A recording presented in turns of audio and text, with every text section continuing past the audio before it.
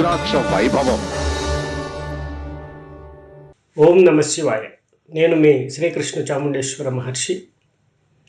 శ్రీ విశ్వావసు నామ సంవత్సర ఉగాది శుభాకాంక్షలు. 60 సంవత్సరాలలో మనకి ఒక సంవత్సరం ఈ విశ్వావసు నామ సంవత్సరం. విశ్వావసు అంటే విశ్వ అంటే విశ్వము, వసు అంటే మనకి సంపదను కలిగించటం, ప్రసాదించటం, అలాగే విశ్వశక్తి నుండి మనం పొందగలిగినంత పొందటం. ఈ విశ్వావసు నామ సంవత్సరం అంటే విశ్వం నుండి అనేకమైనటువంటి సిరి సంపదలు కానివ్వండి, ఒక కాస్మిక్ ఎనర్జీ కానివ్వండి, ఒక ప్రకాశవంతమైనటువంటి శక్తి కానివ్వండి మనల్ని చేరబోతుంది. కాబట్టి ఈ సంవత్సరం విశ్వం నుంచి మనం ఎంతో తీసుకోవచ్చు అని దీని యొక్క అర్థం. అలాగే ఇస్తుంది అని అర్థం. కాబట్టి మనం తీసుకోవటం మనదే ఆలస్యం అన్నమాట. ఇకపోతే ఈ సంవత్సరం మనం చూసినట్లయితే ఈ విశ్వావసునామ సంవత్సరంలో రాజు రవి అవటం, సూర్యుడు అవటం, అలాగే మంత్రి చంద్రుడు అవటం, అలాగే సైన్యాధిపతి కూడా సూర్యుడే, సస్యాధిపతి గురువు, అలాగే ధాన్యాధిపతి కుజుడు, ఆర్ఘ్యాధిపతి కూడా సూర్యుడే, అలాగే రసాధిపతి శని, నీరసాధిపతి బుధుడు. అదేవిధంగా ఈ యొక్క విశ్వావసునామ సంవత్సరంలో భౌగోళిక దృష్ట్యా ఎలా ఉంది? రవి రాజు అవటం వల్ల, అలాగే చంద్రుడు మంత్రి అవటం వల్ల దాదాపుగా సస్యశ్యామలంగా ఉన్నప్పటికీ అంతర్యుద్ధాలు, ప్రకోపాలు ఇలాంటివి ఎక్కువ ఉండే అవకాశం ఉంటుంది. అదేవిధంగా చూసినట్టయితే ఈ యొక్క ఉగాది రోజు మనం ఏం చేయాలి? ఉగాది రోజు ఉదయాన్నే తలస్నానం చేసి నూతన వస్త్రాలు ధరించి, అలాగే మీ యొక్క పితృదేవతకు, మాతృదేవతలకు పాద నమస్కారం చేసుకొని, పెద్దలకి నమస్కారం చేసి, తర్వాత అధికారులను, అలాగే మీ యొక్క వ్యాపార వ్యవహారాలను పరిశీలించుకొని, అలాగే మీ యొక్క నూతన వ్యాపారాలు కానీ ఏమన్నా కూడా ప్రారంభం చేయాలనుకుంటే ఈరోజు చాలా మంచి రోజుగా మనం భావిస్తాము. అదేవిధంగా ఈరోజు ఒక కొత్త ప్రణాళికను మీరు రూపొందించుకున్నట్టయితే చాలా బాగుంటుంది.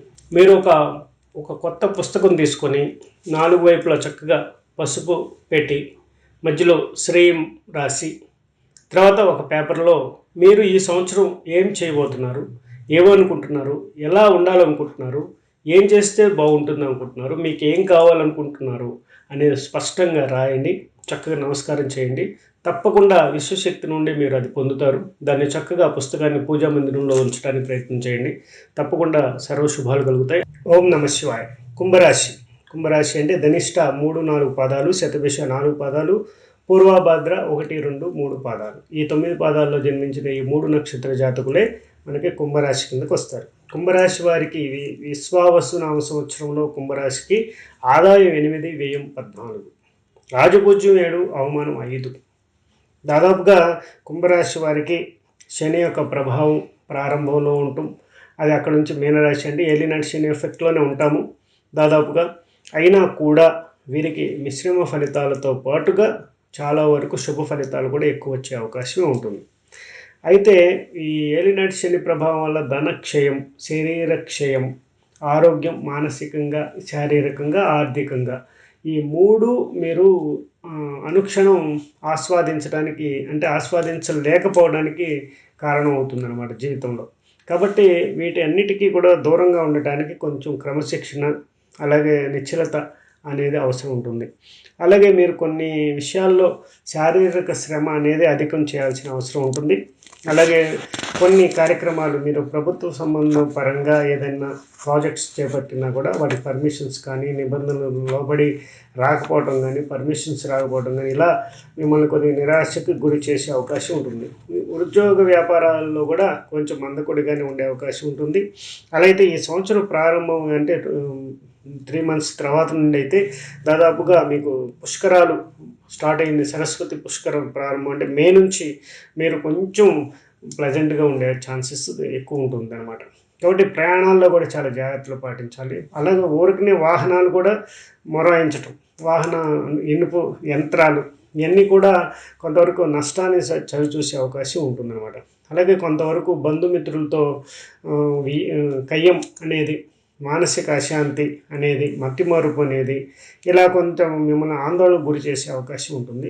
అలాగే శరీరంలో వ్రణాలు వచ్చే అవకాశం, అంటే దద్దుర్లు, ఇలాంటి ఎలర్జీకి సంబంధించినవి, పిండి పదార్థాలతో కూడినటువంటి దద్దుర్లు, వూండ్స్ అనేవి ఇలాంటివి వచ్చే అవకాశం, కాలిన గాయాలు, కాలటం, అగ్ని ప్రమాదం, ఇలాంటి కరెంటుతో కూడినటువంటివి, ఇవన్నీ కూడా కొన్ని చిన్న చిన్న ప్రమాదాలు, ఐరన్ ద్వారా మనకి యంత్రం ఏదో ఒకటి గుచ్చుకోవటాలు, ఇలా కొంత సమస్యాత్మకమైనటువంటి సమస్యలు, ప్రమాదాలు మీ చుట్టూ ఉంటాయన్నమాట. అలాగే భార్యాభర్తల మధ్య అన్యోన్యత ఉన్నా కూడా కలహాలు అనేవి జరుగుతూ ఉంటాయి. అలాగే సంతానం పరంగా కొంత అవమానము, అలాగే ఆందోళన తప్పదనమాట. అలాగే మీ యొక్క ఆదాయానికి పెంచిన వ్యయం ఉంటుంది కాబట్టి కొంత బ్యాలెన్సింగ్ చేసుకోవడానికి ప్రయత్నం చేయండి. తప్పకుండా అప్పులు అనేది చేయాల్సి వస్తుంది. అలాగే గోల్డ్ కూడా తాకట్టు పెట్టడాలు ఇలాంటివి కూడా జరుగుతాయి. కొంత బయటకు వచ్చినా కొంత లోపలికి వెళ్ళటం ఇలా జరుగుతుందన్నమాట. సంఘంలో మీ గౌరవ మర్యాదలకు ఎటువంటి లోపం ఉండదు. అలాగే ధన యోగం కూడా యాక్టివేట్ అవుతుంది. ఇయర్ ఎండింగ్ చాలా బాగా ఉండబోతుంది అనేది చెప్పుకోవచ్చు. దాదాపుగా 2 months బాగుంటే 2 months బాగోదనుకొని మీరు ప్రిపేర్ అవ్వాల్సిన అవసరం ఉంటుందన్నమాట. దీంట్లో మీకు ఆదాయ వ్యయాలు చూసినా కూడా, అలాగే ఏదైనా మీరు అనుకున్న పనులు సక్రమంగా జరగాలని చూసినా కూడా ఎక్కడో చోట ఏదో కాజులో ఆగిపోవడం అనేది జరుగుతూ ఉంటుంది. శని ఎఫెక్ట్ అంటారు దాన్ని. కాబట్టి ఈ శని ప్రభావాన్ని మీరు తగ్గించుకోవాలి అంటే శనికి అనుకూలమైనటువంటి పనులు, కొన్ని ధర్మ సంబంధమైన పనులు చేయాల్సి ఉంటాయి. దాన ధర్మాలు చేయాల్సి ఉంటుంది, తీర్థయాత్రల దర్శనం చేయాల్సి ఉంటుంది, అన్నదానం చేయాల్సి ఉంటుంది, వస్త్రదానం చేయాల్సి ఉంటుంది. ఇలాంటి కొన్ని మన సైడు మనకున్న అవకాశం, మనకు చేతనైనంత వరకు సహాయ సహకారాలు మీరు అందిస్తూ ఉంటే మీ పనులు చాలా చాలా ఈజీగా, సులువుగా అయిపోతూ ఉంటాయి అన్నమాట.